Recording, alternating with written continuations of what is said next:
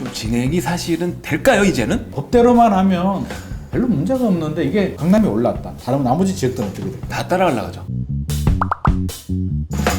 이번 이 시간에는 말이죠, 재개발에 대한 책을 쓴 작가님을 한번 모시고 제가 말씀을 나눠보려고 합니다. 바로 한 권으로 끝내는 서울 재개발 투자지도, 이 책이에요. 공동 저자분 중에 한 분이신 김인만 작가님을 모시고 우리 제일 궁금한 거 있죠, 투자 전략 이런 것들에 대해서 알아보도록 하겠습니다. 안녕하세요, 작가님. 네, 안녕하세요. 김인만 부동산 경제연구소 대표 김인만입니다. 경제연구소 대표님이시면 네. 부동산을 떠나서 경제 자체에도 이렇게 연구하시고. 그렇죠. 공부를 많이 하고 있죠. 저도 좀 많이 배워가도록 하겠습니다. 네네. 이 책을 이렇게 한번 쫙 훑어봤어요. 네. 훑어보니까 굉장히 쉽게 정리가 되어 있습니다. 네네. 웬만한 분들은 재개발에 대한 개념을 갖고는 계세요. 네. 하지만 이 영상을 불인이 분들도 많이 보시거든요. 네네. 불인이 분들을 위해서 재개발에 대한 개념을 간략하지만 임팩트 있게 설명 좀 부탁드리겠습니다. 너무 어려운데요. 왜 이 책을 쓰게 됐냐면 이제 시중에 책들이 많이 나오잖아요. 네. 그래서 많이 사봐요. 저희도 필요한 정보들이 있나 싶어서 사보면 아쉬운 점이 굉장히 많았어요. 만약에 법률적인 근거에 관련된 책이라면 너무 법률적인 얘기만 나오고 있고, 구역에 대한 이런 정보가 필요하면 그냥 인터넷 찾아봐도 나오는 그런 구역 이야기들이 많이 나와서 우리한테 도움이 되는,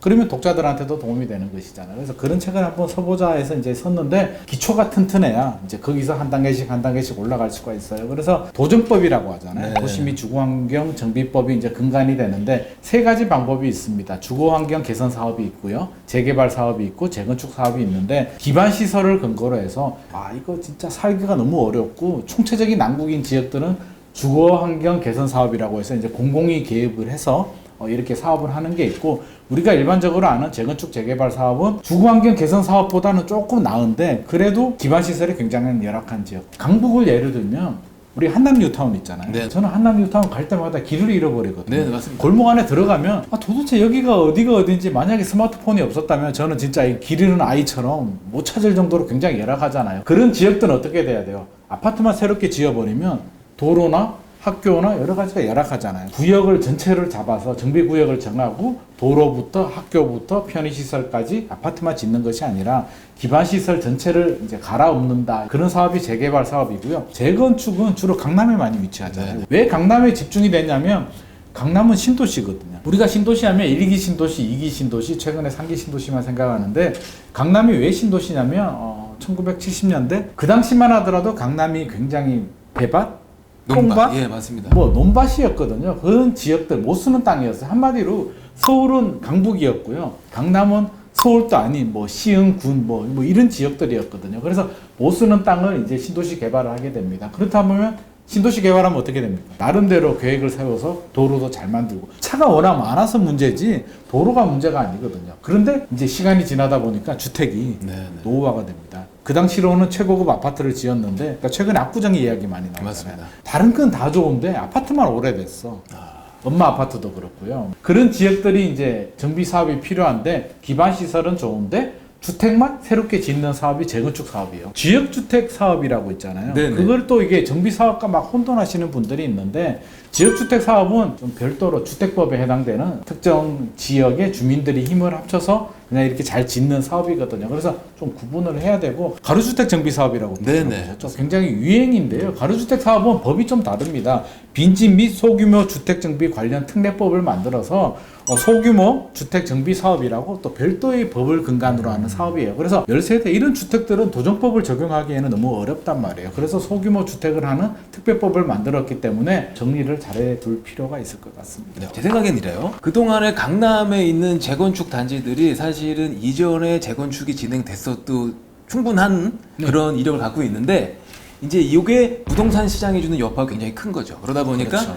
어떤 정치권에서는 이걸 함부로 재건축 승인을 진행을 못하는 거죠. 네, 맞아요. 그게 밀리고 지금까지 왔더니 네. 이제 강남권에 정말 핫한 네. 엄청난 재건축 단지들이 떼거지로 몰려있는 형국이 된 것 같아요. 우리 그 대표님께서 보시기에 네. 좀 진행이 사실은 될까요, 이제는? 이게 굉장히 어려운 숙제인데, 이게 사실 정비 사업이 법의 근간으로 해서 법대로만 하면 별로 문제가 없는데 이게 정치하고 맞물려 있어요. 왜 정치하고 맞물려 있냐면 법을 누가 만듭니까? 국회에서 만들죠. 서울시 조례 같은 경우는 서울시 의회가 걸리고요. 또 인허가권은 서울시가 가지고 있고 또 국토부의 지원도 필요하거든요. 그렇습니다. 우리나라에서 강남보다 좋은 지역이 있습니까? 없죠. 없죠. 대표님, 없죠. 특수 지역들 뭐 일부 뭐 평창동의 고급 단지들, 이태원의 뭐 재벌 회장님이 사시는 주택들 그런 개별성이 강한 일부 단지들 빼고 전체적으로 보면 강남보다 좋은 지역은 없거든요. 천장이라고 하죠. 이 강남이 집값이 움직인다. 네. 강남이 올랐다. 다른 나머지 지역들은 어떻게 될까요? 다 따라가려고 다 형님이 움직이는데 강남이 그렇게 파급력이 커요. 반대로 생각하면 정치권, 네. 정부, 서울시 입장에서는 부담스러울 수밖에 없죠. 이게 강남만의 문제가 아니라 재건축을 풀어주게 되면 활성화하게 되면 강남의 아파트 가격이 들썩일 수밖에 없고 주변 단지들이 재건축 단지들도 아닌데도 들썩일 수밖에 맞습니다. 없고 파급력이 있기 때문에 섣불리 인허가를 못 해주게 됩니다. 그래서 이제 강남 집값이 2015년부터 계속 오르기 시작하니까 서울시도 그렇고요, 국토부도 그렇고요, 안전진단을 강화했거든요. 네. 제발 좀 가만히 있어. 주택 시장이 좀 안정되면 너희들 풀어줄 테니까 하지 마. 라고 했는데 이게 또 어떤 문제가 벌어지냐면 서울 같은 경우는 땅이 꽉 찼죠 이제. 없죠. 마곡지구를 마지막으로 서울은 이제 빈 땅이 없습니다. 논밭? 서울에 논밭이 어디 있습니까?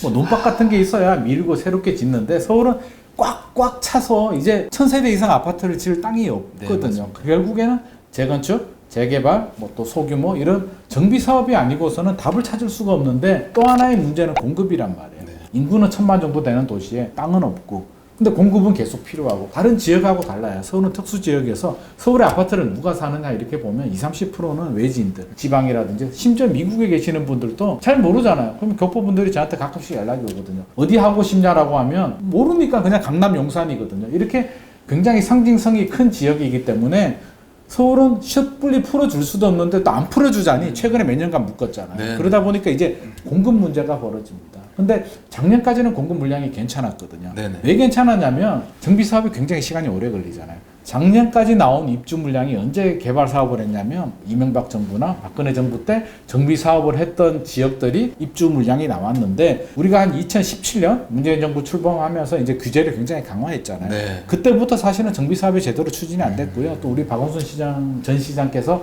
한 10년 정도 하셨는데 좀 부정적이었어요. 정비 네, 사업에 맞습니다. 아무래도 구역 해제를 많이 시켰거든요. 올해부터 서울의 입주 물량이 줄어듭니다. 그래서 내년에도 줄어들고요. 그래서 이걸 이제 계속 묶어둘 수도 없는 상황이 벌어진 네. 거예요. 그래서 오세훈 시장께서는 민간 재건축을 풀어주겠다는 입장이고 정부나 국토부 입장에서도 하겠다는 입장인데 또 공공주도로 하겠다는 입장이에요. 제가 볼 때는 어떤 식으로든 추진이 될 가능성은 높습니다. 재건축이 말이죠. 그렇죠. 재건축도 네. 그렇고요. 재개발도 그렇고 단 또 들썩이잖아요. 네네. 그러다 보니까 이게 고민에 빠져요. 오세훈 서울시장 같은 경우는 하기는 해야 되는데 하겠다라고 했는데 덜썩이다 보니까 최근에 잠실주공 5단지를 송파구는 반려라는 표현을 쓰지 말아라고 하는데 실질적으로 이제 반려가 됐는데 왜 반려가 됐냐면 잠실주공 5단지 같은 경우는 또 너무 상징성이 크거든요. 그래서 결국에는 규제 완화를 하지 않으면 공급 물량이 나오지 않기 때문에 제 생각에는 하긴 할 것 같습니다. 네. 강남권을 중심으로 있는 재건축이 아주 쉽게 이지하게 진행되긴 사실 어렵긴 어려운 거 확실하죠. 그렇죠. 네네. 진행이 어려운 것에만 뭐 목을 메고 있을 수는 없지 않습니까? 네네. 재개발에 대한 제가 질문 좀 드릴게요. 네네. 대표님. 재건축하고 비교했을 때 재개발 투자의 매력. 재건축 같은 경우는 사실 재미는 없어요. 그냥 잠실주공 5단지, 엄마 아파트, 압구정, 반포 딱딱 정해져 있거든요. 몇 제곱미터? 이러면 딱딱 답이 나오는데 우리 한남 뉴타운 얼마예요? 이게 답이 나오나요? 안 나오죠? 천차만별이거든요. 저는 여기에 굉장한 매력이 있는 것 같아요. 이 다양성, 개별성, 나의 자금에 맞춰서 충분한 나의 물건을 찾을 수가 있고요. 굉장히 다이나믹하고요. 또 정부 입장에서 재건축, 재개발이 왜 차이가 나냐면 아까 재건축은 강남 4구에 주로 집중이 되어 있잖아. 그러다 보니까 견제를 많이 받아요. 부자들을 위한 혜택? 공급을 물량을 늘려줘야 되는데 재건축 규제를 쉽게 완화해주게 되면 결국에는 덜썩이는 거는 강남이거든요. 재개발이 집중되어 있는 강북 같은 경우는 어때요? 주로 서민 주거 지역이란 말이에요. 그래서 규제 강도도 재건축보다는 재개발이 조금 약합니다. 네. 뭐 단적인 예를 들자면 재건축 같은 경우는 이제 조합원 지위 양도 금지라고 해서 못 파는 게 조합 설립이 된 다음에는 못 팔거든요. 네. 근데 재개발 같은 경우는 관리 처분. 그러니까 입주권이 된 다음에 못 파는 거지 그전에는 거래가 된단 말이에요. 그래서 상대적으로 약간 규제도 약간 느슨한 부분이 있고요. 구역 숫자도 많고 다이나믹하고 다양성이 있기 때문에 재밌기도 하고요. 어렵기도 하고요. 그래서 더 매력적인 것 같습니다. 아, 말씀 잘 들었습니다. 완화가 된 규제가 적용되기 때문에 그렇죠. 지금 어떤 투자 물건을 매수하는 기회도 그렇죠. 재건축보다 훨씬 많은 거 아니겠습니까? 기회도 많고요. 또 이게 섣불리 서민 주거 지역이기 때문에 강한 규제를 하기에는 현실적으로 부담스럽고 어려운- 정부 그렇죠. 입장에서 부담스럽죠. 아직 구역 지정이 되지 않았는데 앞으로 구역 지정이 될 가능성이 그래 좀 농후하게 있는 곳 한 곳만 그냥 지역 좀 얘기 좀 해주시면 안 될까요? 혹시라도 이 방송을 보시는 분들 중에 부모님이 뭐 하나 가지고 있다. 팔지 마라고.